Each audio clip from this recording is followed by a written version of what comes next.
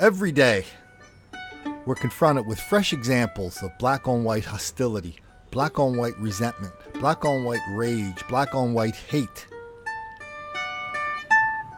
And maybe at some point we just say, well, that's just part of the human condition, and we just deal with it as we find it.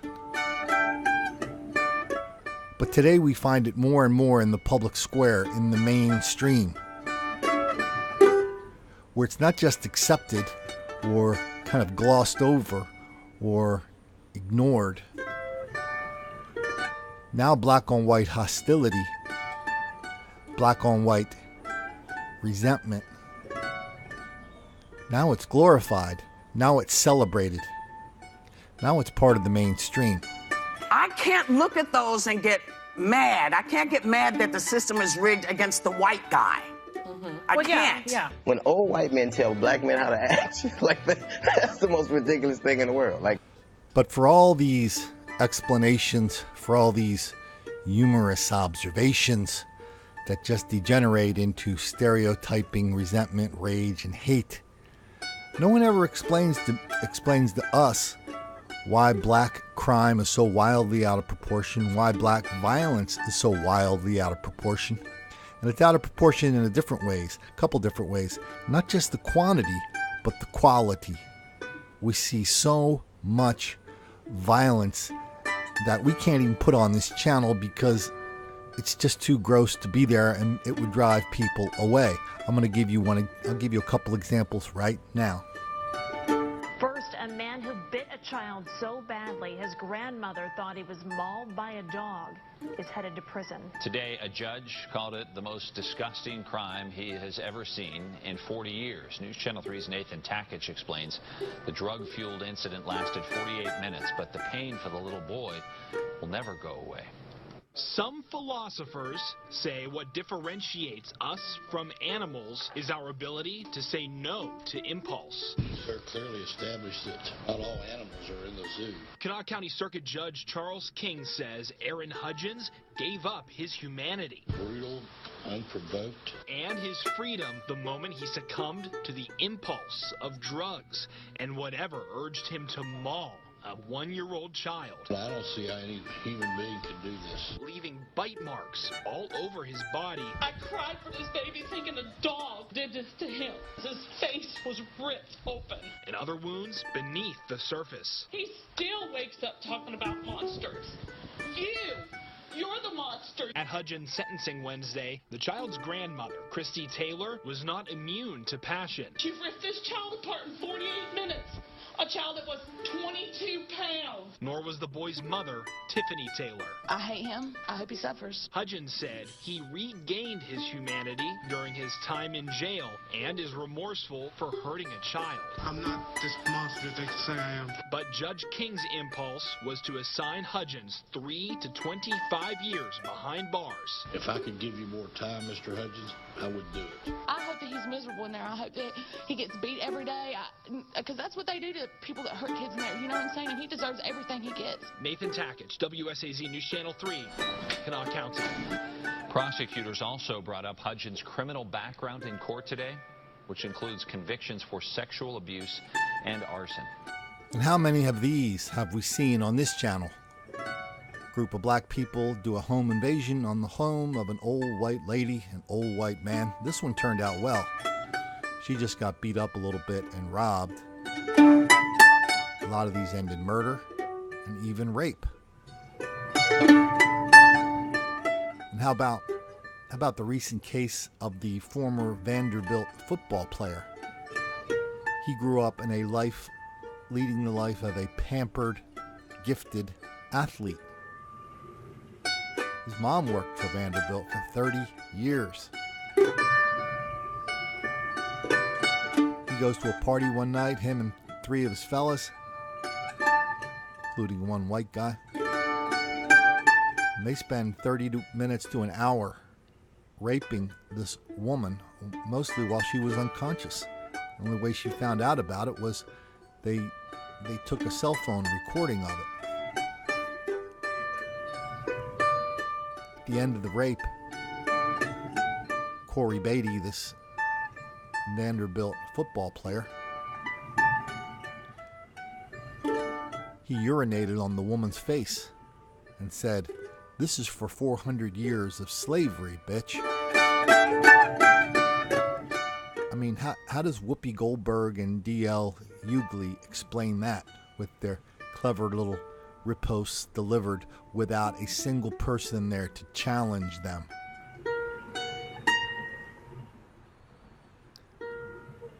Well, even though that's a rhetorical question, we do know the answer to that. When we say, well, what about this black crime and violence that's wildly out of proportion? You know what they say all the time, right? A lot of white people commit crime as well. A lot of white people commit crime as well. Again, I'm not overly worried about the ignorance. But what does get my full attention is when this ignorance passes for wisdom and ends up on so many mainstream media outlets, CNN, MSNBC, New York Times, Washington Post, and on and on and on. And let's not forget NPR. NPR they have a show, the most popular show on NPR is called This American Life. Hugely popular. Sometimes their shows are actually pretty good. But whenever they talk about race, they go full-on critical race theory, which is black people are relentless victims of relentless white racism all the time, everywhere. That explains everything, especially why cops are always picking on black people for no reason whatsoever. Well, they recently did it again with a guy named W. Kamau Bell. Now, Mr. Bell is a black comedian. He lives in Berkeley, California. And by the way, you wouldn't know this from listening to Mr. Kamau Bell, but Berkeley is a center of black on white violence. There's an enormous amount of it there. My friend's daughter was raped in Berkeley. Now she won't leave the house unless she has a German shepherd, and she lives thousands of miles from there. So anyway, at This American Life, they decided they were going to do a story about how to explain difficult things to kids. So they started out with sex, and then they go into a segment with Kamau Bell about explaining race. So it goes on for a bit, but I really want you to listen to it to get the full flavor of how this unbelievable level of hatred is now passing for folk wisdom. And we are going to step forward from the beginning of life to the murky, complicated middle.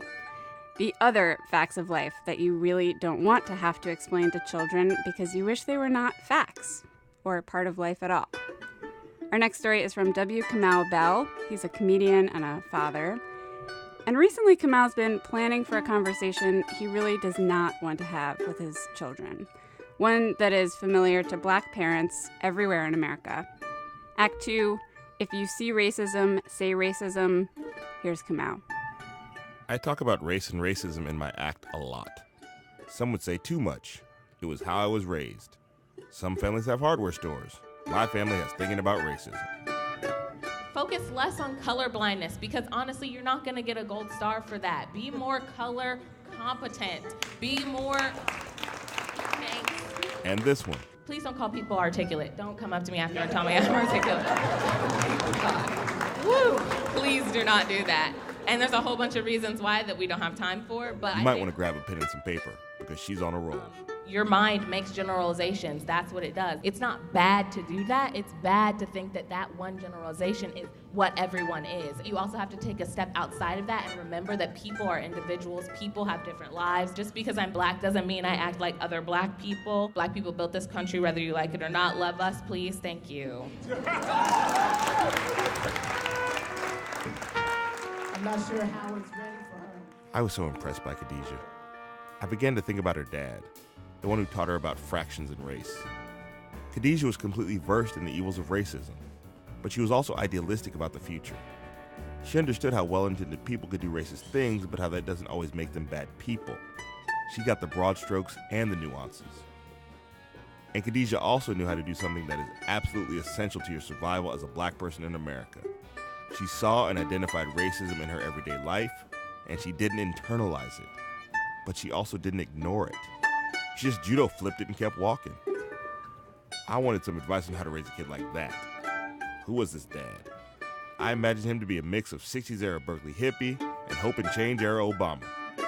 I don't smile a lot. so I'm not the smiling black man. Yeah, that's Cliff Means. He's a self-described businessman who means business. I like to imagine that his business card reads on one line, Cliff Means, and under that, business. In fact, when we asked Cliff to do the interview, initially he said, I don't know you, I don't know your audience, so no. So when my producer Robin and I met with Cliff and Khadijah, I knew he was still reluctant, but I wasn't sure what had changed his mind. I had to ask. Why are you doing this interview then? Khadijah really want me to do this, is the bottom line. Now, had I found out anything too horrific about either one of you, then it probably still would have been no. But I couldn't find anything terrible. Well, I'll tell you one thing that leaned in your favor. I did read something written by you because I was trying to do as much homework as I could because my answer was really no. And your writing had made enough white people angry that I said, okay, maybe he's actually trying to do something. So it's clear that Cliff is not exactly a why can't we just get along type of guy. And he has very clear thoughts about what should be taught to kids. How old was Khadijah when you first started explaining race to her? I would imagine 4 or 5 years old. She was an early talker, and we spent a ton of time together. I asked her, did she want to enter a speech for the Martin Luther King celebration at her school, and we co-wrote a speech that people were very enamored with. And I explained to her that Martin Luther King wasn't killed for I Have a Dream speech, but once he started talking about getting poor whites and poor blacks together, then he had to go. But my children are taught you will be going to school, and you will be getting told that there's justice for all. And then when you find out there's not, then you'll be confused. And I don't want my children confused. I want them knowledgeable. So, and at what age did you get into the history of black people in this country? Like, and have to cover things like pre-civil rights movement, like Jim Crow and slavery and things like that? At 5, I taught her about slavery, and I taught it as what it is, that Europe went to war with West Africa for centuries.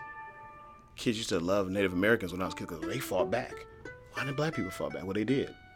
And were slaughtered and terrorized and tortured and murdered and raped. I probably left out rape at that age for her. Captured, kidnapped, and brought over Africans to America. And they were here terrorized and murdered. And we go from that stage all the way to being here enslaved. He taught her that at 5. Cliff is clearly not afraid to throw his kids into the deep end of the racism pool and let them learn to swim. This is pretty much the opposite of what I had done so far.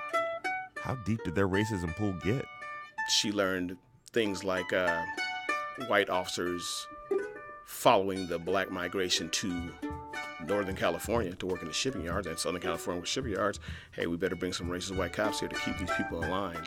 She learned that there were, black cooks grinding up glass in the kitchen to make sure that white racist, brutal slave masters' intestines would bleed and be open, and then he would be gone. Where's your question?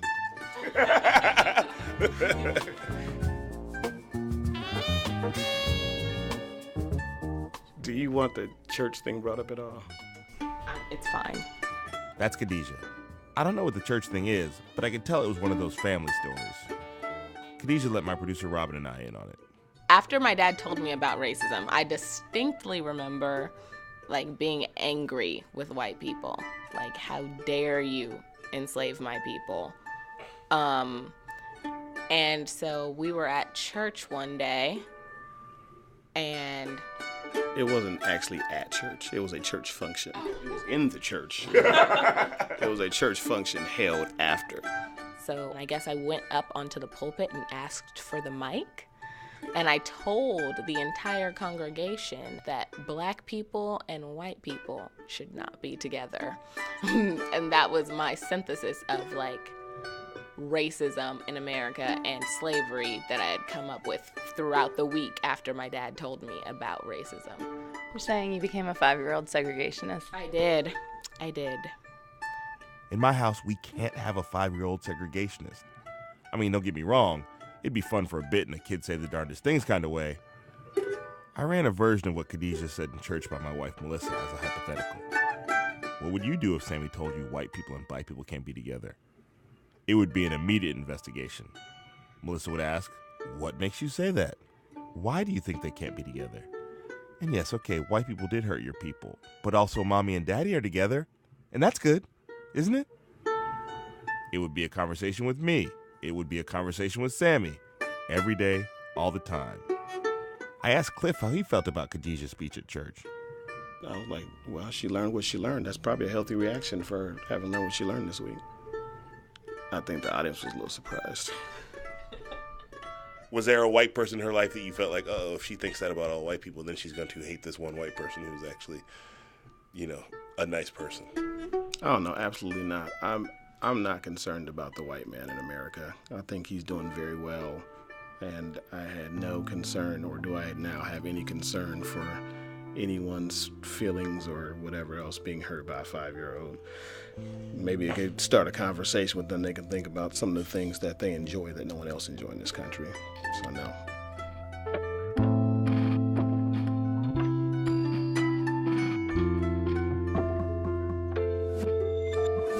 I really like Cliff is not an easy person, but then why should he be easy? Cliff is the type of person who keeps the rest of us a little more honest. I want more Cliff in my life. Khadijah told me that even with her candid, unfiltered upbringing, she could tell, early on, the difference between white oppression and the white people in her life. But to be able to do that, she had to learn about it and get angry. I get that. When I first began to really understand the violence of racism, I was angry. It makes sense to be angry. The anger helps you push back against the injustice. Anger's not the goal, it's the fuel. Even so, sometimes I feel like I have too much anger. There are black people in America dying from racism. Bad treatment in a fancy coffee shop is the softest and easiest part of racism. There were times during this whole thing I felt like I should just drop it. Cliff and I talked about that too. Being told to leave a cafe on College Avenue, that's not a big deal on a basic level, but I knew that you can't just keep letting your boundary get pushed. Oh man, I don't let anything go. I don't let anything go. Don't shake my hand like you're black or something. You shake my hand like a white man. You shake my hand like you shake my. You don't relate to me. Don't let anything go. I feel like it's the message of the day. That's what I feel, but I never put it in those words. Those are the words I was looking for. Don't let anything go. Racism is real and happening right now, every day. That means that every day I have an opportunity to teach my daughters about racism. So this is to you, Sammy and Juno. I promise you, from now on, I'm not going to let it go.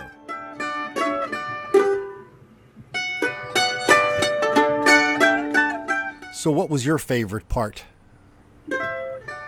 My favorite part, of course, was when they were laughing about the story about grinding up glass and putting it into the food of white cops and white soldiers.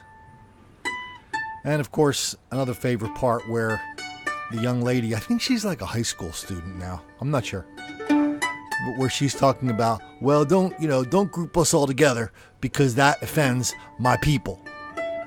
And so, these ridiculous, we could do this all day, pointing out the lies and the ridiculous inconsistencies. But really the point of this is not to debate what we just heard. It's really to expose it. Because I'm just really convinced that a lot of people, especially people newer to this channel, especially people maybe who haven't been to this channel before, I'm just convinced they're not aware of how much black on white hostility is out there. I mean, we did a story the other day about a guy from Florida on business in Washington, just a computer techie guy, walking home back to his hotel room.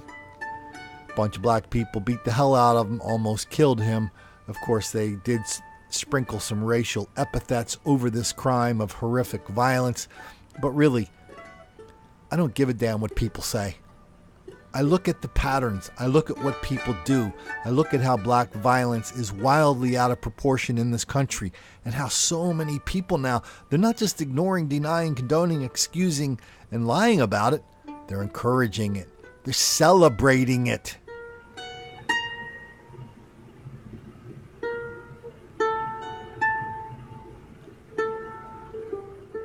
And so now for all of you guys that are constantly asking, Colin, what's the cause of this? What's the cause of this? What's the cause of all this stuff? Colin, you never tell us the cause.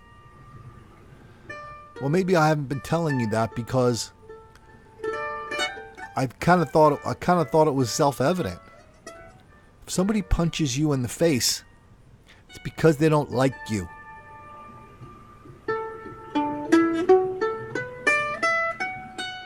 And it gets real crazy when they punch you in the face and other people come up to you and ask, what did you do to make the black kids angry?